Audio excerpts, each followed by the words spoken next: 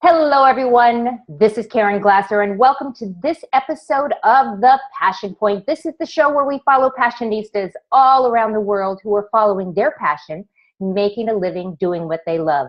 And today, I am really honored to have this special guest on, and I am going to pronounce her name to the best of my ability. Well, obviously, I can say Julia. Julia D'Albert, and it's Pusey. Yeah, Pusey, that's right. Pusey, I said it. Okay. So Julia's background is in fashion, which led to the creation and development of her own label, D'Albert. She moved to London to pursue tailoring at the London College of Fashion. She completed postgraduate studies, and in 2012, she obtained her MA in Paris. So she's obviously well-educated, well-learned, and an amazing designer to boot. So at the same time, she also built a great reputation in luxury yachting in the south of France, where she worked as a stewardess to fund her studies and business ventures. And actually, I met Julia when I taped as a guest, a charter guest on a couple of episodes of Below Deck Mediterranean. We actually had a conversation about your fashion, the fashions that you had done, and that you were, again, yachting, because this is how you sometimes fund what you're going to do next. And I think this is awesome. So Julia, welcome to the show. I'm so happy to have you. Oh, thank you very much. I'm so happy to be here too. So first of all, we always like to start the show with a definition of passion. And Webster's dictionary says that passion is an overmastering, driving, intense skill or conviction. What do you think passion is? For me, passion, I feel I have a lot of passion when I basically put myself into something. I really jump in feet first. So for me, passion is really wanting to succeed at something to your full potential, grasping it by two hands and running with it. So yeah. I love that. I love that definition. Now, you didn't just wake up one day, did you, when you were 5 years old and say, I'm going to be a fashion designer? Or maybe, did you? No, actually, my actual background is in sports. I started out in sports. I was actually going to go to university and study sports, but I had a year out. I actually moved to Chicago for a little bit, and then on my return, I actually went into fashion rather than sports. So how did you end up? I mean, what was the transition? And the fact that you went from sports, is there a correlation? Is there a connection, or just two different things that you happen to be passionate about? I think I was very good at sport, but it doesn't always mean that you're going to succeed at these things. So I think that was something I had to really play with and go, okay, I'm great at sport, but will I succeed at it, and will I enjoy it? And I thought, I love fashion. My dad's an artist, but maybe I made the wrong decision, because you can't always make a lot of money in fashion. But I love doing it. So, there we go. So tell us a little bit about the whole fashion excursion. And I know that you did a couple of shows. What was that like? Tell us about what that was about. Yeah, it's really fantastic. In London, there's a lot of independent fashion designers. There's a lot of help for fashion designers. And there's a lot of government grants that help you to get to other countries to, show what you've produced. So the government actually helped me to go to Paris Fashion Week and, show shops and buyers my collections there. So I did that twice, which was absolutely fantastic. Really, the help to want to help young people in fashion and the creative arts means a lot to me. So what an amazing experience to be able to do something like that, and to be able to say, oh yes, I had a couple of shows in Paris. Yes, that was my That's awesome. So you ended up doing as a stewardess on a yacht in France, and then you ended up on the show Below Deck Mediterranean. How did that all evolve? I've always used the yachting industry. I love hospitality, for one. I've always worked in hospitality, because when you've got a creative, fashion empire that you want to create, you have to have a part-time job. So I've always worked part-time in hospitality to make myself a bit of pocket money to be able to do what I love. So I sometimes go off for the summer, get a bit of money in my pocket so I can come back and put it towards a business venture or towards studying. So it kind of paid for my master's in Paris as well, working on the yacht. So yeah. So what was the best part of yachting? And what has been maybe the not so best part of yachting? I love being outside. I love being on the sea. I love the hospitality aspect of it. What's not so good is you're away for a long time. For a couple of months. With leaving my boyfriend for a couple of months isn't so great. However, sometimes you're doing it for the greater good. So sometimes you've got to sacrifice a little bit. Absolutely. How did you end up on Below Deck Mediterranean Bravo show? So I actually was in the south of France at the time working on another yacht. And I saw that it was advertised that they were wanting some stewardesses for the show. I applied but didn't hear anything for months, so I thought, I'll just forget about it, it's fine. And then suddenly I got the call and they said, right, we'd love to have you on the show, so come. So I actually had to stop my job that I was doing at the time on a different boat and join Bravo Below Deck Med. Has that changed your life a little bit in terms of notoriety? Are you recognized on the street? People see you on TV and they go, oh, I saw her. We don't actually have the show. The show doesn't air in the UK, so I don't have any of that, which I'm kind of glad at because I'm not really kind of the fame hunger kind of person. But my following on Instagram has shot up. I think I've got about 27,000.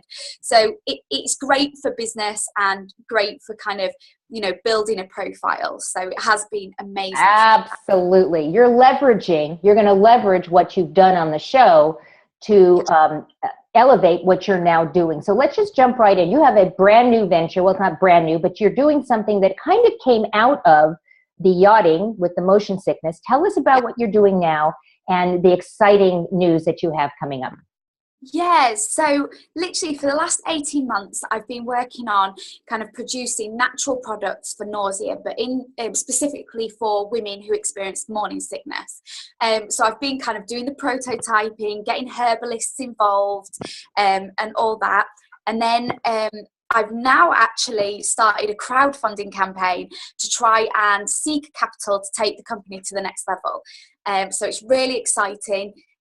We've already got a bit in the pot at the moment. We publicly launch on Friday.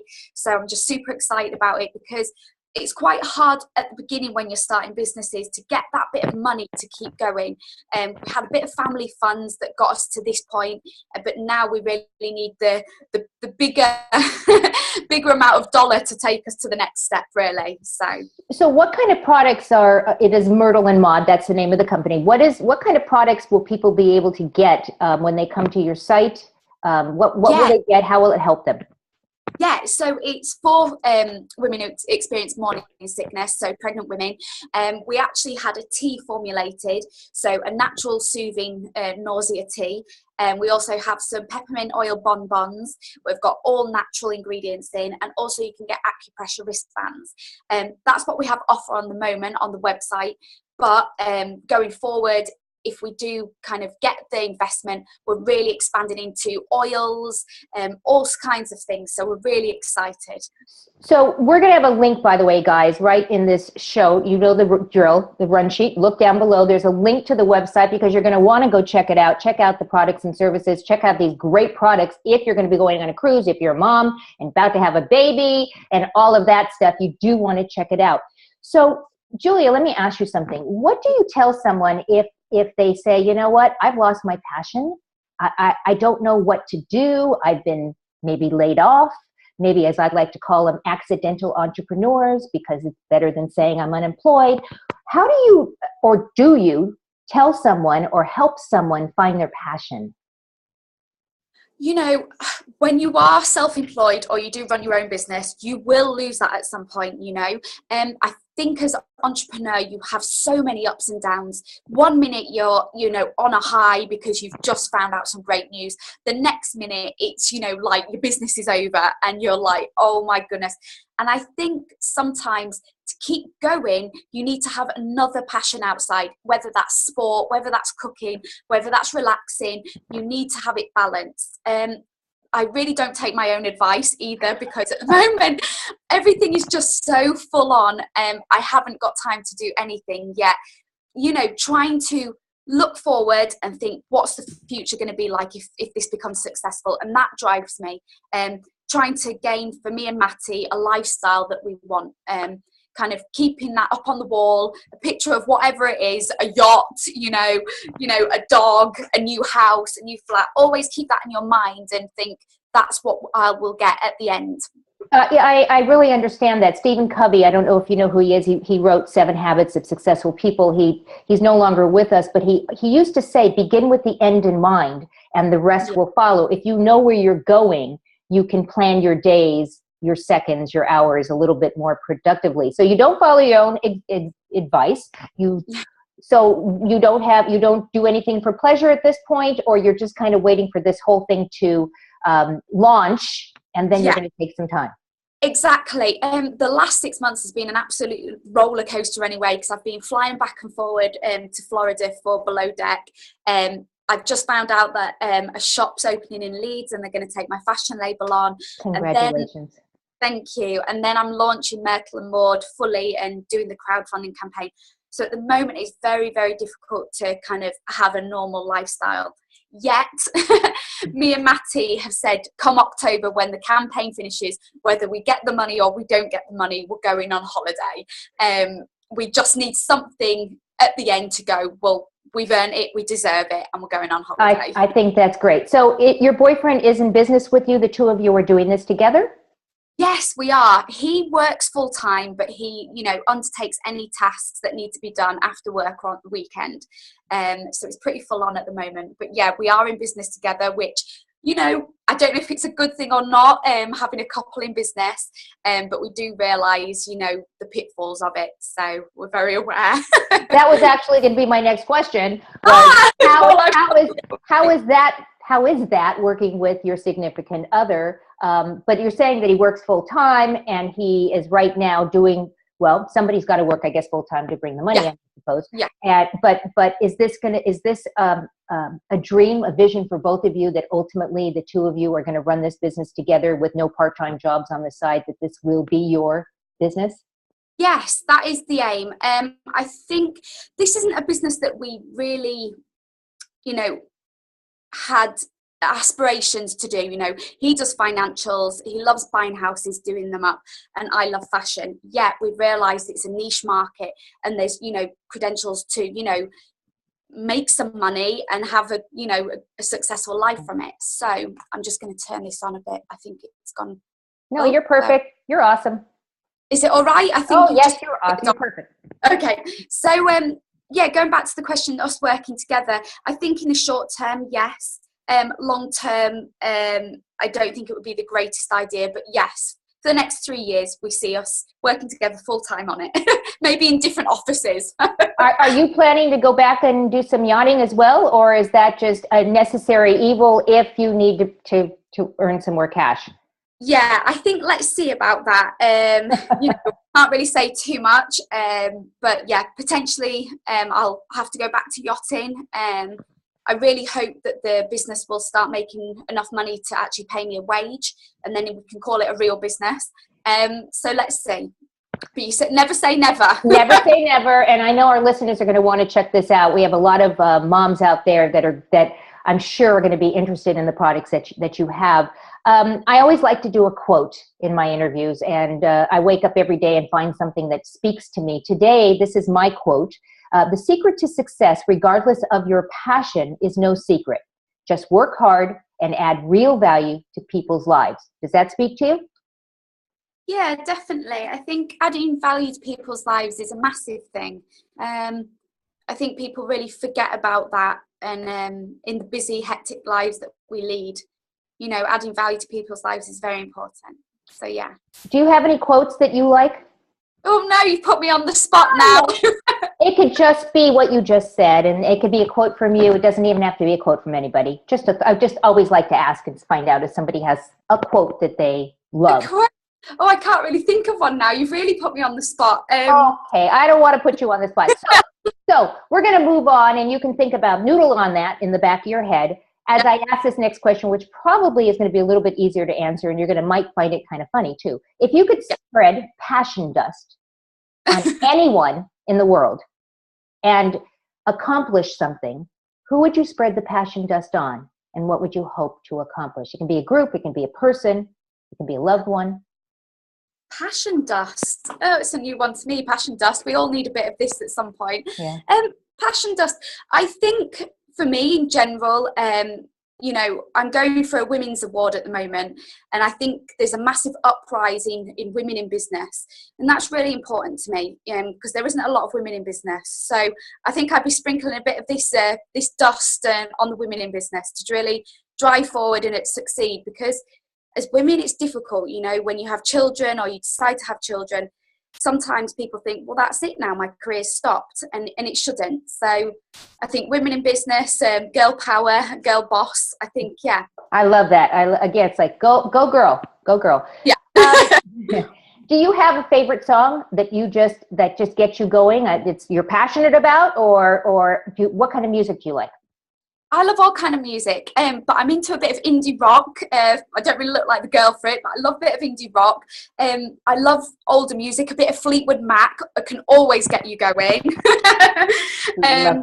Yeah, so let's put a Fleetwood Mac song on, because that gets you going.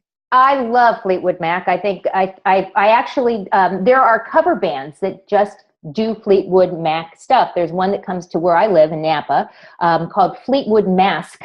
And and they're awesome. They look just like the band. Every single one of them plays one of the singers, and they do the songs, and it's amazing. I love Fleetwood Mac songs. I think that they kind of span the years. They never go out of style. It's like, it's awesome. Julie, I want to thank you for being with us. Is there anything that you want to make sure that our listeners get from you before we sign off? I know we're going to give them your website. There is going to be a link to go crowdfund, even though those of you who are in the United States cannot actually do this. It's only for those who are in the UK, right? And where else? It's all over the world except the US, unfortunately. That's a bummer. I know. I was really quite annoyed, because I had a lot of people interested in investing or interested in helping. But, you know, just to even share the link, if you know people in other sides of the world, you know, good friends, just share the link and try and get a bit of, you know, buzz going around it. That's great. And we will have the link down there. So either you can give or you can share. And you can also go visit the website to go check out the products as well. I want to thank you, because I think it's at late afternoon your time right now. And it's early morning my time. So I want to thank you, because I know you have so much going on, and I want to thank you for taking time out of your busy day. And to all of our viewers, we want to thank you as well. We know that you have a choice as to where you spend your time. We want to thank you for spending time with us today. So go out and give someone an awesome day, and we'll see you next time on the next episode of The Passion Point. Goodbye, everyone. Bye.